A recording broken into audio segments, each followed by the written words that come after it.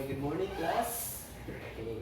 Yesterday I told you to bring your personal protective equipment since we will be having our experiment today.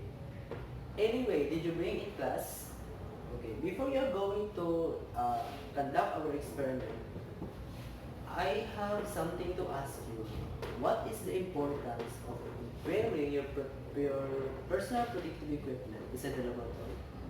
Basically class, we should always instill on our minds that wearing personal protective equipment is very important to the extent that it may help us or avoid us possible danger or risk inside the laboratory. Now, what are those main personal protective equipment inside the laboratory? Inside the laboratory, we have the main personal protective equipment that we need to wear before we are going to enter inside the laboratory. And these are the goggles, the laboratory gown, the mask, and the gloves. Now, what are the importance or what is the usage of that personal protective equipment? The first one is the goggles. Goggles is very important if you are dealing with corrosive substances or chemical mixture that may strike in your eyes. Because, like for example, the citric acid, the sulfuric acid, that corrosive substances is very dangerous in your eyes. It is advisable to wear your goggles. The second one is the laboratory gown. If you are going to enter inside the laboratory, you need to wear laboratory gown. Especially inside the laboratory, they are dealing with mga corrosive substances that may burn your skin. So it is very advisable to wear your laboratory gown. Other one is the gloves. So the gloves is very important because it may protect us from toxic chemical substances or even infectious materials or corrosive materials. However, in our laboratory today or this morning, it is not needed for us to use gloves since we are just dealing with liquid forms of materials. The other one is the face mask. So face mask is important if you are dealing with mga harmful chemical substances that you can inhale. Like for example, muriatic acid, mga sulfuric acid. So it is advisable to wear the mask if you are dealing with such chemical substances. In relation to our experiment today, anyone you here know about thermodynamics? No, sir. Okay, when we say thermodynamics, it is a branch of science that deals with the relations of work, temperature, and energy. In a broader definition, when we say thermodynamics, it deals with the transfer of energy from one place to another or from one composition to another. Okay, in relation to our experiment today, are you familiar about the greenhouse gases? Sir, methane, sir. Okay, exactly. That is the example of the greenhouse gases. The example of greenhouse gases are methane, the carbon dioxide, chlorofluorocarbon. Let's listen. Way back in 2013, carbon dioxide accounted about 82% of all US greenhouse gases emission from human activity. Thus, carbon dioxide is naturally present in the atmosphere and part of the Earth carbon cycle. In similar to our experiment today, previous experiment, they found out that the carbon dioxide created by the heat made the pressure inside of the glass less than the pressure outside of it, causing the glass to stick to the plate. Okay class, listen. In our experiment today, we will verify or determine the previous experiment if that certain experiment is really exists. However, in our experiment today or this morning, we are using the wet tissue paper in our experiment. Since in the previous experiment, they are using dry paper. So in our experiment today, we will determine if carbon dioxide is created inside the glass, then an area of decreased pressure will be present inside the glass, causing the glass panel to adhere to it and hold two additional glass caps. Yeah, it sounds very interesting to hold, or unbelievable to hold two glasses on the opposite side of this plate by the use of the tissue paper on the middle of this plate. But then, we will determine it in our experiment if it is really exists. Okay, watch and observe on our experiment. Okay, this time we are going to conduct the experiment.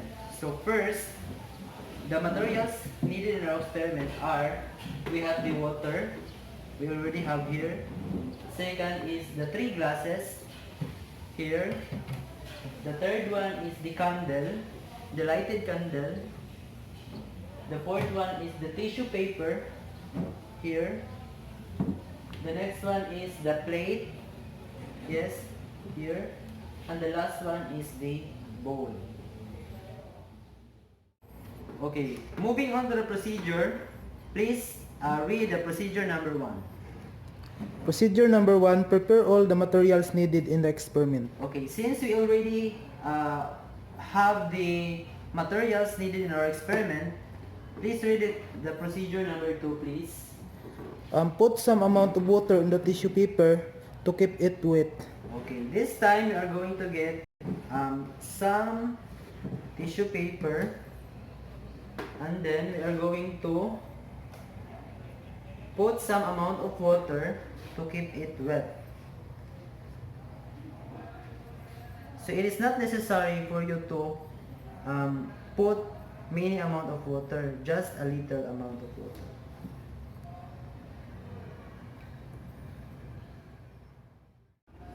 Just to make sure not to tear up the tissue paper. And then please read the procedure.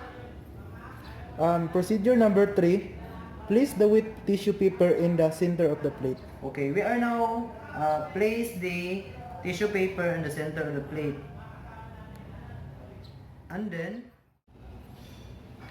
okay, please read the procedure number 4. Procedure number 4, put the candle in the middle of the tissue paper and light up the candle. Now, we are going to place the candle on the center of the tissue paper. And then, okay, please read the next procedure. Procedure number 5, place the glass on the center of the plate with the tissue paper and lighted. Insert the 2 glasses on the opposite side of the plate. So, since we are already put the candle in the center of the plate, we are now insert the 2 glasses on the opposite side of the plate. And then, we are going to place the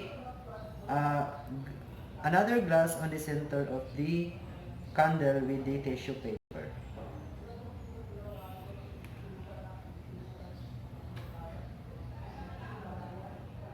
Then, please read the procedure number 6. Procedure number 6, observe what is happening when you lift up the glass on the center of the plate with tissue paper and lighted candle. And then observe. Now we are going to observe when we lift up the center of the glass. Then observe what is happening. Wow, Wow. so amazing. It's really amazing. As what you have observed, when you lift up the glass, the plate followed when you lift it up, and then the 2 glass on the opposite side lift up. Yes, see. Okay. Time, I am going to measure what is your observation regarding our experiment that we conducted. Now, what happened to the glass? What happened to the light when you place the glass over it? Based on the experiment, sir, we found out that the light died and there was a smoke accumulated inside the glass. Okay. Now, what does it indicate? It indicates, sir, that there was a heat inside the glass and so there was a carbon dioxide reducing the pressure inside. Wow, very good. Now what happened to the glass based on the experiment? The glass layer was raised and glass hold the plate causing two additional glass lifted. Yes, very good. Okay, what can you infer about the previous theory and the theory behind our experiment? Based on the experiment, we found out, sir, that the previous theories exist, that the carbon dioxide created by the heat made the pressure inside of the glass is less than the pressure outside of it, causing the glass to stick to the plate. And based on the experiment, sir, the flame from the candle heat the air around it. Due to its temperature, the pressure increased. Because of it, the molecules bounce to each other and rises. Since it thermodynamics, hot air always rises. Okay. Furthermore, as the flame has died, the ambient air caused the glass to make suction effect. Thus, when we pick up the glass, the plate follow together with the two glasses on the opposite side of the plate. Okay, very good. Okay, that is the end of our experiment. But before we go to outside, we are going to clean first the area. Okay? Help me, class.